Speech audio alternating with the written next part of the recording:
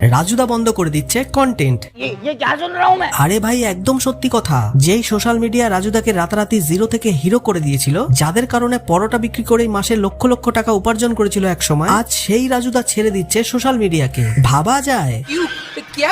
না, আমি আস্তে আস্তে গুটিয়ে নিতে চাইছি। কারণ দেখো দাদা, যখন প্রচুর কন্টেন্ট ক্রিয়েটার এসে নেগেটিভ ভিডিও করে, এগুলো আমার পরিবারও দেখে, আমারও ঘরে মা বাবা আছে, বউ বাচ্চা আছে। নেগেটিভ ভিডিও তো শুধু এখন না, অনেক আগে থেকেই বানাচ্ছে বিভিন্ন কন্টেন্ট ক্রিয়েটাররা, কিন্তু হঠাৎ এমন মুখোশ পরিবর্তন হওয়ার পেছনে কারণটা কি? সোশ্যাল মিডিয়া আজকে একটা 5 বছর বাচ্চাও ফোন দেখে, ততএব আমি এই নোংরামি গুলো পছন্দ করছি না। আমি ও তাই নাকি? যখন পরোটা বিক্রি করেই এই কন্টেন্ট ক্রিয়েটারদের জন্য লাখ লাখ টাকা আয় করতে, তখন তো বাড়া খুব মজা নিয়েছিলে। হিন্দু মন্দিরে বসে ছাগলের মাংস না গরুর মাংস খেয়েছিলে, সেটা তো আমরা সামনে থেকে কেউ দেখতেও যায়নি। এখন যেই পার্টি বদলে গিয়ে পাবলিকের কেলানি খেলে,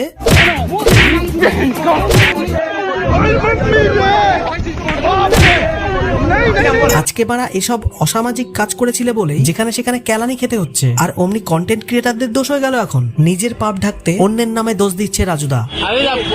আমার বাড়িতে একটা প্রবলেম এসে গুদমারানি গুলো রাখ, একজন মারা গেছে, খোদাগুলো